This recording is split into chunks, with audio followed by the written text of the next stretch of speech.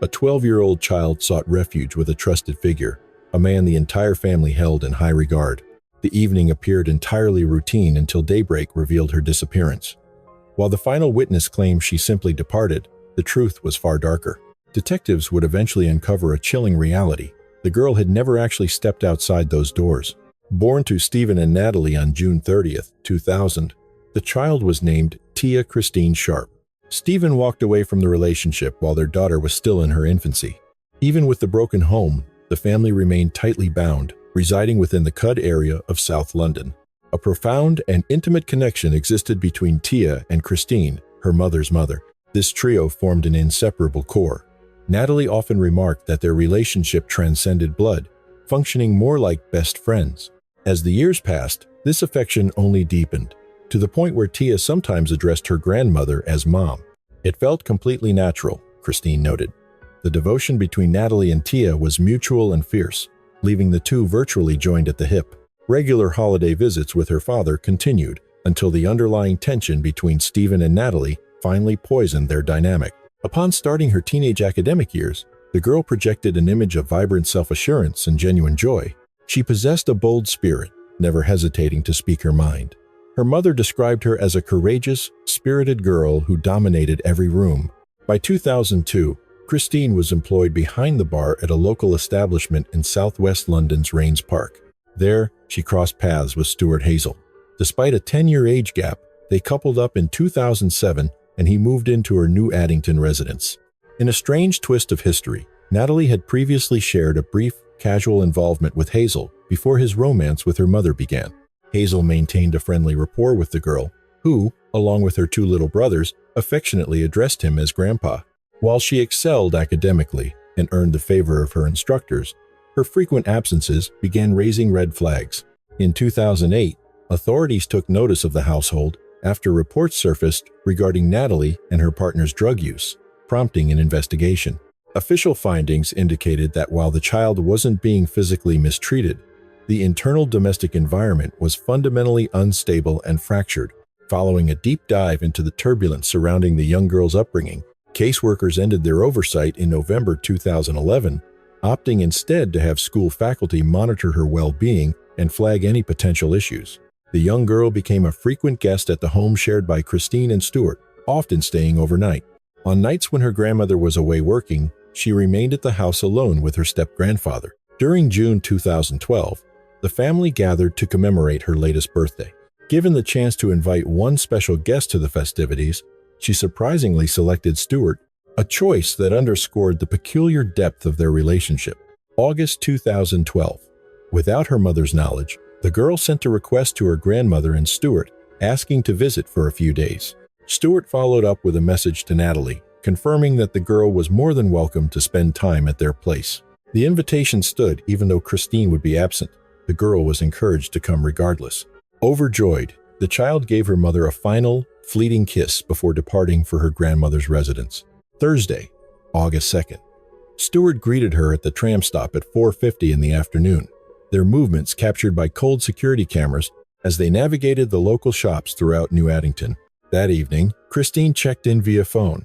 Stuart assured her all was well, claiming he and the girl were bonding over video games. By the next morning, Friday, August 3rd, Christine arrived home from her shift. Stuart informed her that the girl had headed toward Cud to purchase shoes at the Wick Gift Center, 5 miles away. As 6 o'clock that evening came and went, the girl remained missing. Growing anxious, Christine reached out to Natalie, who confirmed that her daughter had never surfaced there either.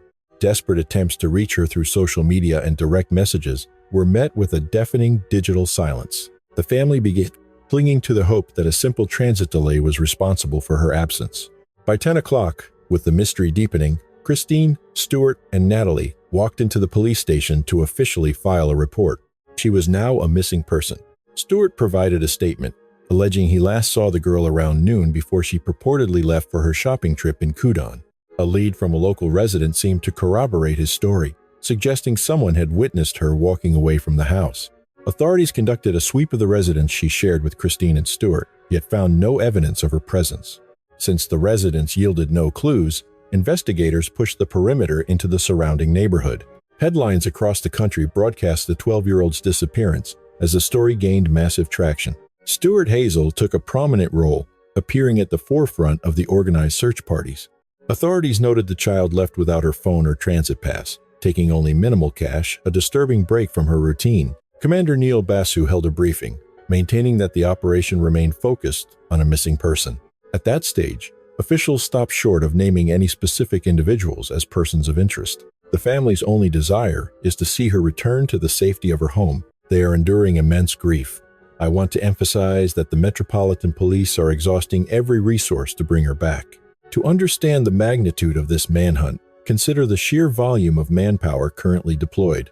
Resources were diverted from the Olympic security detail, adding over 100 uniformed officers to the local search grid. The task force exceeds 80 personnel, split between seasoned detectives and highly trained search specialists. Analysts are sifting through 800 hours of surveillance footage recovered from the regional transit network. Teams are monitoring live feeds from trams and buses around the clock, scouring for any glimpse of the girl. We owe a debt of gratitude to the local residents who have stepped forward to assist our efforts. I personally met with community leaders and charity workers who have been tirelessly canvassing the local estates. Their unwavering resolve and the energy they've poured into this search have been profoundly moving. Citizens are everywhere, distributing flyers featuring her image. We urge everyone to keep up this vital work. We appreciate every tip phoned into the command center and ask the public to remain vigilant. Our primary mission is her safe recovery, as her family is currently paralyzed by agonizing heartbreak. Natalie shared her private hell with reporters, fearing an abduction while struggling with the lack of answers. The absence of video evidence has left a void, leaving a mother desperate for any scrap of information. She simply vanished into thin air. During a press conference on August 7th, lead investigator Nick Scholar provided a detailed profile of the missing girl. He presented a final image captured on the Thursday evening just prior to her mysterious disappearance. The photo depicts her in the same clothes she likely wore that day, though her footwear had changed. The investigator clarified that the initial description of a yellow tube top was slightly inaccurate. The garment was actually a yellow tank top featuring a distinct graphic on the chest. The design appears to be a small animal, while her faded denim jeans match previous reports. Though she wore boots in the photo, she was last seen in black Nike sneakers with a pink logo. Following the police, David Sharp made a raw, emotional plea for his niece to come forward. He described her as a typical 12-year-old with absolutely no history of running away from home. Despite her youthful innocence, she was remarkably street smart and well acquainted with the local transit routes. He begged her to reach out to anyone, the family or the police, just to let them know she was safe. Pause. He expressed deep gratitude for the authorities and the strangers who have searched for her day and night. His message was clear. Do not stop looking until she is found and brought home. While 55 separate sightings were reported by the public, none could be verified by investigative teams. As the last person to see her, Stuart Hazel felt the shadow of suspicion and sought a televised platform to defend himself. On August 9th, he sat down with an investigative journalist to provide a formal statement. The former officer questioned Hazel, who vehemently denied any involvement in his step-granddaughter's disappearance. He dismissed the public's perception, claiming he didn't care what the media's narrative suggested.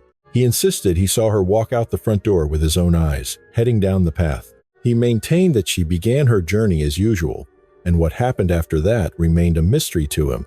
He described the house as being under siege by the press, with accusations flying from every direction. The scrutiny and character attacks, he claimed, were only making an impossible situation much worse. He suggested that while the search efforts were well-intentioned, the focus should instead be on the singular goal of bringing the girl home safely. During his televised interview, Christine returned, prompting Hazel to remove his equipment and pause the session to offer a calculated display of comfort. Since the girl remained missing, investigators authorized another comprehensive forensic sweep of the residence. Despite the deployment of specialized K-9 units, no trace of the child was detected within the property. 1 week had passed since the initial disappearance report was filed on Friday, August 10th. Just 1 day after his appearance on ITV, Stuart Hazel slipped out of the house in the early morning hours. Upon waking later that day, Christine detected a peculiar odor permeating the home but could not identify its origin. Police arrived and ordered her out immediately to facilitate a final search. By that afternoon, a fourth and final sweep of the new Addington house was underway. Tucked away in the attic, investigators discovered a body. The intense summer heat and the way the remains were concealed had taken a significant toll. The biological state of the remains had reached a point where visual identification was a forensic impossibility. Official Gavin Barwell noted that law enforcement had not yet issued a formal confirmation regarding the identity of the deceased. Nevertheless, this grim breakthrough served as a devastating blow to the grieving family and the surrounding community. The entire neighborhood had spent a grueling week working tirelessly to locate the missing girl. A forensic examination began on August 10th, the same day the discovery occurred, but was suspended later that evening. By August 16th, the medical examiner's final report remained unfinished. However, a formal inquiry opened that day, officially confirming that the remains belonged to Tia Sharp. Due to the advanced state of decay, investigators were forced to rely on dental records for a definitive match. The autopsy eventually concluded without establishing a specific biological cause of death. Forensic specialists indicated that the delay in finding her significantly hindered the ability to determine exactly how she died. Without a clear cause, the legal prosecution would face a much steeper challenge in constructing a viable case. Detectives suspected suffocation, a theory widely circulated in the media, though forensic evidence could not definitively prove it. Commander Neil Basu emphasized that the immediate focus remained on aiding the shattered family, while investigators worked to reconstruct the precise timeline of events. Now that the search for the girl was over, the investigative focus pivoted toward a singular person of interest. That individual was Christine's domestic partner, Stuart Hazel. However, authorities quickly realized that Hazel had already vanished and was on the run. Surveillance footage captured him at a shop on Canning Hill Lane in South London, purchasing a bottle of spirits. The public was warned against approaching the suspect and instructed to contact 999 immediately. A manhunt was launched, leading to his capture at 8:25 at Cannon Hill Common in Morden, following a citizen's tip. As the transport vehicle pulled away from the scene, an enraged crowd gathered to hurl insults at the man inside the van. Shortly thereafter, officials announced that 2 additional individuals had been taken into custody. Just before midnight, Christine was detained for her alleged involvement, while a neighbor was booked for aiding a fugitive. While Christine was under interrogation, Natalie watched televised footage of her daughter's remains being removed from the home. Because of the horrific condition of the body, the mother was legally barred from a final viewing of her own child. Following the news, local residents left memorials near a garage close to the residence, which remained cordoned off by police. Christine was eventually granted a conditional release on bail, though she was strictly prohibited from contacting Natalie or her other grandchildren. Investigators began uncovering the dark reality of the man the victim had considered a grandfather figure. Stuart Hazel's history was one of deep-seated dysfunction and a total lack of parental stability. Raised in the system, he was the child of an incarcerated father and a mother who survived on the streets. He eventually entered foster care, where he struggled academically and frequently skipped school. According to Dr. Carrie Nixon, he possessed a notably low intelligence quotient. Hazel also claimed to have been a victim of violation at age 16. His criminal record included 30 separate convictions and 3 previous prison terms. His offenses spanned narcotics, distribution, burglary, and various acts of property destruction. Charges included racially charged assaults and inflicting severe physical harm. This was categorized legally as grievous bodily harm. Hazel's ongoing narcotics use frequently triggered a pattern of volatile and dangerous choices. Take 2010, when a machete possession charge earned him a 12-month prison term. Even so, Christine remained loyal, claiming she never witnessed a violent side at home. She viewed her partner as a misunderstood, gentle soul, choosing to disregard his troubled history. She remained completely oblivious to his deepening drug dependency and his developing dark impulses. As the young girl matured, the family remained unaware of the predator's growing sexual obsession. He developed a delusional fixation, convinced the child actually reciprocated his twisted feelings. His attraction warped into a dangerous infatuation, leading to a year of clandestine voyeuristic recordings. One specific incident stood out to investigators. While she performed a mundane task like applying lotion, he watched through a hidden lens. His behavior escalated as he began filming her during her most vulnerable moments while asleep. Lead investigator Nick Scola highlighted the disturbing nature of these specific video files. The footage showed him hovering inches from her face, retreating only when she shifted slightly. In a chilling moment, he turned the camera to capture his own silhouette looming over her. He modified the home's infrastructure, creating vantage points to monitor her every move in private. His digital history revealed a descent into the darkest, most illegal corners of violent pornography. Experts like Dr. Kerry Nixon believe he eventually attempted to act on these depraved urges. The theory suggests he killed her to silence her after she rejected his advances. Public outcry centered on one glaring question: why did 4 searches miss the hidden remains? Authorities later admitted that a series of human oversights had compromised the initial investigation. Commander Neil Basu formally expressed regret to the grieving mother, promising a full procedural review. On August 23rd, the situation reached the highest levels of law enforcement. Commissioner Bernard Hogan Howe addressed the systemic failure to locate the victim's body sooner. He stated that while individual error played a part, a deeper investigation into the protocol was required. The department sought to understand the breakdown in communication without making hasty, reactionary changes. He offered a sincere apology to the family for the agonizing delay in the recovery. Every lost hour added to the family's unbearable suffering. With Christine out on bail, the investigative spotlight tightened solely on Stuart Hazel. Detectives sat him down, demanding the truth about the girl's disappearance. The suspect asked for a few moments of privacy to consult with his legal representation. At 1:01, investigators paused the recording and exited the interrogation room. His official defense claimed a tragic accident occurred during a moment of innocent play. He alleged she took a fatal tumble down the stairs, but seemed fine initially. He claimed that after a heavy night of drinking, he lost consciousness entirely. He maintained he woke to find her lifeless, then panicked and hid the evidence. He shoved the remains into the deepest, darkest corner of the attic's crawlspace. He used household debris to camouflage the site, hiding a bag containing her personal effects nearby. Inside that bag were the clothes she died in and her shattered spectacles. Ultimately, investigators found no evidence linking Christine to the actual commission of the crime. By December 7th, the Metropolitan Police confirmed she would face no criminal charges. During the sweep, forensics uncovered 2 memory cards hidden with extreme precision. One was wedged inside a doorframe, containing a disturbing archive of illicit surveillance footage. Though he attempted to wipe the most incriminating final image, digital forensics successfully recovered it. Investigators discovered a disturbing photo of Tia, staged in a suggestive pose. A medical examiner determined she was already deceased when that image was captured. Other files depicted Hazel posing naked, mimicking the victim's horrific arrangement. The memory card contained voyeuristic snapshots taken while Tia was still alive. On August 12th, the man she called Granddad was charged with her murder. He appeared via video link on August 13th for his first hearing. Clad in blue, Hazel sat silently as a policewoman stood guard. He confirmed his identity and address at the Lindens, South London. In that house, Tia was found. The case moved to the Old Bailey. Authorities held him in isolation at Belmarsh Prison for his own protection. While awaiting trial, Stuart Hazel wrote his father, maintaining a false narrative. He called her death a tragic accident, denying any dark sexual intent. He desperately hoped his father wouldn't label him a predatory nonce. Tia Sharp was cremated on September 14th following a private funeral.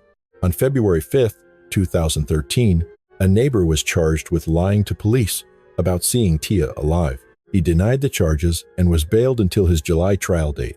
On August 5th, 2013, he received 5 months in prison. The investigation ended and the trial of Stuart Hazel finally commenced.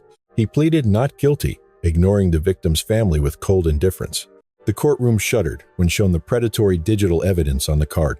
Natalie Sharp fled in tears as post-mortem photos of her daughter appeared. After 4 grueling days of evidence, Hazel finally admitted his guilt. Tia's father remained shattered. The final sentencing is scheduled for tomorrow. Public opinion demands a hanging. Police say he must be permanently removed. Hazel is a violent predator who remains a danger to all girls. He still refuses to detail the depravity of that final, brutal night. The judge condemned the total violation of the family's misplaced trust. He received life, serving 30 years before any hope of parole. He will be 75 years old before he is even eligible. The judge lacked proof of premeditation to impose a whole life term. He told Hazel that Tia's mother had trusted him completely. You betrayed that trust, confessing only after the trial began. You spared them more testimony, but they already endured a nightmare, a harrowing and very public trial. Sobs and gasps filled the room as the sentence was read. Someone shouted beast as Hazel was led away to his cell. A permanent life tariff required certainty the killing was sexually motivated. The judge confirmed the assault but questioned the specific murder motive. In his final sentencing remarks, he described Tia's stolen future, the life that will now never be. Natalie Sharp emerged from the court this morning following the sentencing. She was not satisfied with 30 years for her daughter's life. An uncle agreed, stating the punishment should have been far more severe. The house where the crime occurred was razed in 2013. Fast forward to July 2013, when her father, Stephen Carter, publicly championed a proposal for digital platforms to censor specific keywords and alert users attempting to access illicit material. Incidents of this nature prove exceptionally hard to reconcile, shifting from the tragedy itself to the haunting source of the threat. It serves as a stark reminder that intuition must outweigh blind faith, even within our own circles. This narrative isn't intended to provoke terror, but to foster vigilance. It is a lesson in honoring one's gut feeling and refusing to dismiss the subtle anomalies that hint at a deeper darkness. History proves that the most profound dangers often hide in plain sight, and the price of such oversight is often absolute. The heartbreaking tragedy of Tia Sharp serves as a harrowing reminder that the most terrifying shadows are not cast by strangers in the dark, but by those we welcome into our light.